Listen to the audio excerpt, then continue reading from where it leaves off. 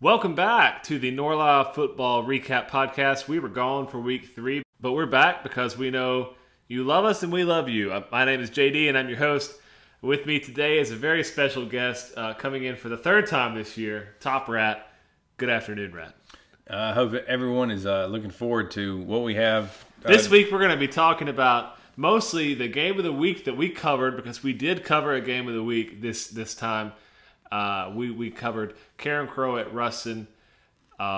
It was fun. It was fast. We had a good time. Rat's going to put, I suppose, some old Norla footage, post-production for you guys. It'll be up before it gets loaded. This is a Sunday recording, of course. We want to be transparent. Rat, how was the rest of your weekend? I actually went for a bike ride yesterday on my motorcycle around the Norla. The weather's been great. Wouldn't you agree? Yes. It's hard to have a bad weekend after a weekend It's just been raining so much. Ruston. And I feel like the sun being out, along with the lower temperatures, is it really feels like football weather. It's very encouraging to not stay cooped up in your own house or apartment or trailer, and it's so nice outside. You'd be an injustice to not be outside and experiencing the weather and everything in the North Louisiana area. Yeah, without further ado, let's get right into it. Game of the week, we talked about going to beautiful Ruston, home of Louisiana Tech University, and adjacent to Lincoln Prep over there at Grambling, also hosting Cedar Creek and Ruston High, where we went. We had our full game of the week slate, pregame meal at the Dog House. It was okay. It wasn't great. They've really kind of gone down since the last time I've been there. Unless they are looking for sponsorships. In that case, I'm sure that I could revise my opinion. As it stands now, it wasn't bad, but it wasn't as good as the game. And the game was thick and fast and came at you with lots of power, and there weren't a lot of fans, but the ones that were there were really into it. Yeah, it was a small but lively bunch, and this game that we covered was there's a reason why we didn't have games week 1 and 2. Week 1 and 2, there were no games because we don't want to just bring you some little uneven, lopsided ball toss. This game lived up to the hype, and for good reason. Yep, Carencro was the 4A state champions last year. They graduated a lot of seniors, but they still had a lot of size and speed this year. We knew they would come in trying to run the ball, and they did. And they actually came in and threw the ball more than we thought. A lot of people were wondering why we covered a SOLA team, a team from out of the Norla. Well, there just weren't a lot of interesting Norla on Norla battles this week, so we felt like this was the best one to cover, and it did not disappoint. I think the biggest lead in this game was Ruston led by 8 late in the game. The whole first half, it was Carencro by 7, and then it was even. And then Carencro by 7, then it was even. Neither defense could stop each other in the first half. 21-21 at halftime, and it looked like it was anybody's game. Ruston received the second half kick, and the defenses kind of held strong in the third quarter. But in the end, Ruston appeared to be running away with it. But wait, Carencro comes back and equalizes with a 2-point conversion to make it 35-35 with just a couple minutes to go in the game, and it seemed like the game was never going to end. It seemed like it would be tied forever. But then a kicker for Ruston comes in, kicks a long field goal, 38-35. We have footage for it on the Twitter account. Lots of you have been on there. You've seen it. You've seen it by now. We've gotten a lot of likes, and we wanted to thank y'all for the. That helps our channel and helps our brand. And, like we've said before, we're an emerging media outlet.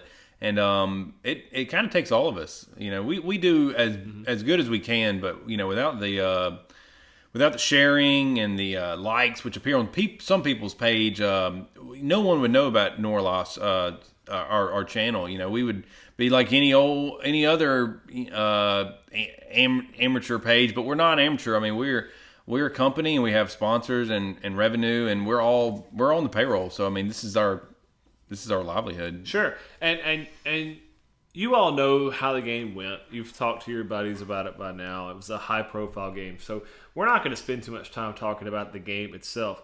We're going to talk about sort of the good, the bad, and the ugly of all the factors that contributed to the atmosphere of the game. I want to start with one thing I thought was good. Home game at Ruston High School, at the actual campus of the school. No neutral site, played in, like they didn't meet up in Shreveport, and they didn't meet up in Baton Rouge for a team out of Lafayette against Ruston. I thought that was good. I thought it was very respectful of both teams to give the students a chance to watch some football. It really brought an old school feel to the game, Yeah, it did. You don't see a lot of games in home stadiums these days. It's really all about, like, how can we get to a bigger place? Where can we get some ad revenue? How can we possibly make both teams travel for this game? Because it's a Friday night, so they think these kids don't have to do anything tomorrow. We can travel, and that's just not. Yeah, it's not ideal. You have to wonder about the gas lobby. It's unethical, and how they're pushing for getting more fuel in the cars and even the tire companies. They have to. It seems like they got a hand in this soup that they're driving to make people get in their cars and just leave their home and go watch these kids play. And I think most people just want to watch the kids play in their own backyard. I think Rat brings up a good point. Higher powers. Influences have to be at play for this to happen, because otherwise it makes no sense for these teams to be playing in other locations. But in this case, a rare home game, true home, true away team coming in, away team wearing white, home team wearing their school's color, and just classic old school kind of matchup. Students sitting in the end zone. I thought that was good. The bad, I would say, was even though it was a home game, there weren't a lot of people there. And I remember seeing that stadium packed for games before. Many other stadiums here in the Norla, just full of people. It's really the best part of the game to me is when you go in and you're like, wow, I can't even find a seat. We're going to have to stand on the track. I enjoy that. You're down there. You have to stand the whole game because so many people showed up. The stadium was maybe 50% full. And if the game wasn't so close, I think the atmosphere would have been pretty flat because of the lack of people. Why do you think people aren't going to these games, Rad? There wasn't even a high-profile college matchup on Friday night. I think it has a little bit to do with the economy, and could be there's a November election coming up, and I think people may be kind of prepping for that, and red or blue, who they're going to vote for, and then you can never discount the Saturday activities. If some of these people got something to do early in the morning, that stuff people don't always think about. But in this case, Ruston and Carencro got it right, and but still their fans. Some of their fans got it right, but most of them were still just sleeping on the. They turned in early, clearly. We sat on the Carencro side. We like to sit on the road side, so we get the home fans in the shot whenever we film and such. And we've sat on the side of the Sola schools before. We know it's going to be vulgar, and we know there's going to be a lot of expletives thrown at the refs and at the players and whatnot. So that didn't really shock us. But there weren't a lot of people there. And it is a 4A school. They're not small. But, if you don't want to make that drive up I-49 and up 167 through Winfield and Jonesboro and Hodge and Alexandria. Alexandria before all that, sure. I forget about them because they're not in our coverage area. But if you don't want to make that drive up, I get it. But the people here in the Norla, like in Ruston in this case, not even going to the games, what else do you have to do? The weather is perfect. It was 75 degrees outside. There's not a cloud in the sky. There's no chance of rain. The wind is low. Virginia and Wake Forest is on TV. It would do good to get away from the house so you don't have to watch that garbage. Mm-hmm. What are you doing? You're going to watch Neville play St. Thomas More? No, I'm sure nobody was at that game either. It just doesn't make any sense for the fans not to show up. And I think at some point someone needs to be held accountable. the football players may need to go on strike, potentially, or even in today's climate. I don't think that's the solution. But in today's climate, it would not surprise me if these kids looked around and said, "Well, I see what the labor unions are doing. I see what the politicians are saying. You know, if things aren't working our way, we should probably just quit until they give us what we want." And I could see the kids doing that, and that's not the lesson we want them to learn. So the people should probably start going to the game so it doesn't come to that. Yeah, and if Ruston or another Norla school like Minden or Evangel, I don't know what their ticket prices are, but when I was younger and went to a game, it would be $5. A good meal, about the same price as a meal at McDonald's. We get in with our media credentials, but I think tickets are $7 or $8. Yeah, 10. I noticed on the sign-in sheet it was $10. $10 pop just like that, and $10. And so that could be part of the problem. Family of 4, that's $40. Yeah, that's a expensive night out. You might, some of these people might be thinking, well, why don't we just go to La Bamba or the old Cowboy Hat Mexican restaurant and get a fajita that we split? And this is it's a choice that, and so much is on Amazon now that you don't even have to leave the house. So good point. It's something to think about, that these principals and the vice, even on down to anyone who has their hand in the crawl of these prices might need something to think about. You can maybe let kids in free, maybe let seniors in free. Yeah, maybe 65 give, and over night promotion, like first 500 fans get a free hat. Or a bobblehead of sorts. I'd like to see the programs give away a lot. You can take some lessons from minor league baseball teams who struggle to fill seats. Have promotions. Set a Guinness World Record for the most people wearing, propeller hats. I don't know, something. Yeah. Give away something. Give people a reason to be there and something to talk about. And where are all the little mini footballs that the cheerleaders used to throw? Look, they can't even throw anymore. I was at a ULM game a couple of weeks ago, and these cheerleaders were maybe 30 rows up, and the highest the ball got was 6 rows. And what are these cheerleaders, 30, 35 years old? I mean, you would think they could throw older than that. They should. I feel like most cheerleaders also play softball at some point. Yeah, most do, especially in college. Hit the weight room, girls. Come on. At least on their off season, the softball coaches need to get. You just hate to see it. It is either one teach the kids to throw. If I were on the fence and somebody said come to the game, and I'm like no, I don't want to go to the game, which is hypothetical because I love going to the games. But if somebody's like we should go, no, I've had a long week. Well, come on, we're gonna go to the game. It's $10. No, I'll get you in free. Okay, well I still don't really want to go. But the cheerleaders are gonna throw those little footballs. I would be like I'm not going for that. Those girls can't throw. So if that's the deciding factor, if they could throw, I'd probably go to the game. Yeah, and I think it's a lot of people, old school types that have been to games as children when they were younger, and they would go and would get they would expect some kind of promotional material, a paper football or a business card that someone hands out. Now you go to the game. It's $20 for sausage and one Coke, please, and you're out of the door for $35. So you have a climate of going to a game when you're younger for $2-3, getting a football to throw around the next day, and now when you're older, it's $10-15 to go in the game. You're looking at $30 for popcorn and Twizzlers, and then no football. So it's you want to see some of that stuff come back. If nobody's at the game, then who are you? What are you doing on Saturday morning? You can't go to the gas station and sit around at the counter and talk with your buddies about the game last night because none of them were there because nobody can throw a football and because the sausage dog is too expensive. So we got expensive concessions, expensive tickets. Girls can't throw footballs very far. What else do we have? Oh, Carencro didn't even bring their band. That could be part of it. The bands these days are not very good. People like to come hear music, and if they show up and you're like, I know they're 14 to 18-year-old kids, but I mean, when I was younger, the bands were a lot better.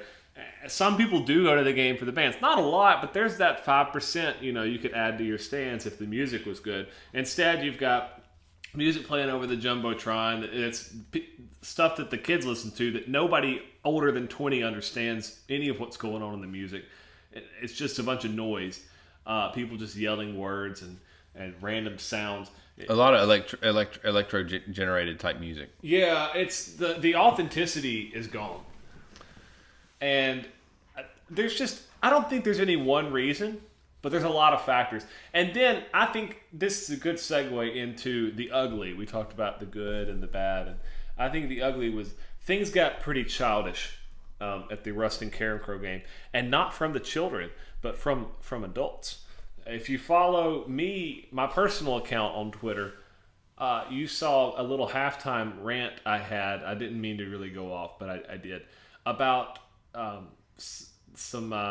little pissing match between the adults at the game. Carencro brings this guy with this train horn, and he sets up on the track, and he's with like Carencro official people. I don't know if he's an assistant principal or what.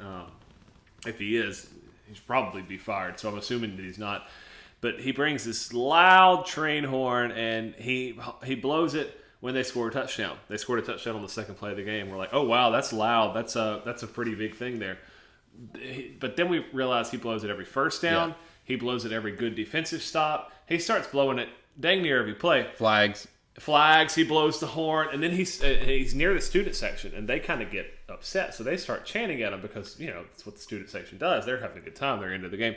So he starts blowing it for everything, and he's blowing it very long, and next thing you know, some immature person in the Ruston press box starts to blow a simulated train horn from the jumbotron, and he's doing it long and loud for everything, just like this guy. So next thing you know, they're zooming in on the guy, they're blowing the horn back and forth, and then a confrontation arises where an adult comes from behind the student section, which is situated in the north end zone at the Ruston Stadium, and he confronts the man, and the man who is in some official position of standing amongst Carencro, instead of just kind of waving it off and saying, I don't know you, random person, I'm going to sit here and blow my horn, he gets up and instigates, confronts the man. A couple of what appear to be EMTs go to break up the fight. The local man pushes the EMTs.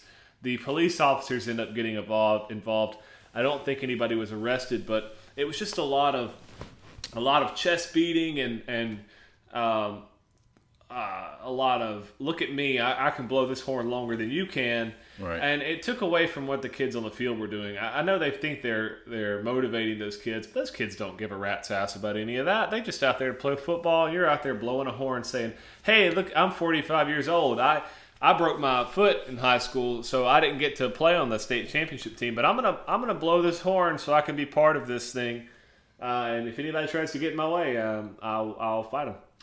About 11 minutes left in the first quarter, I stood up and I looked at JD and I said, man, we're going to have to deal with this horn a lot tonight. It was pretty awful. Yeah. Nothing.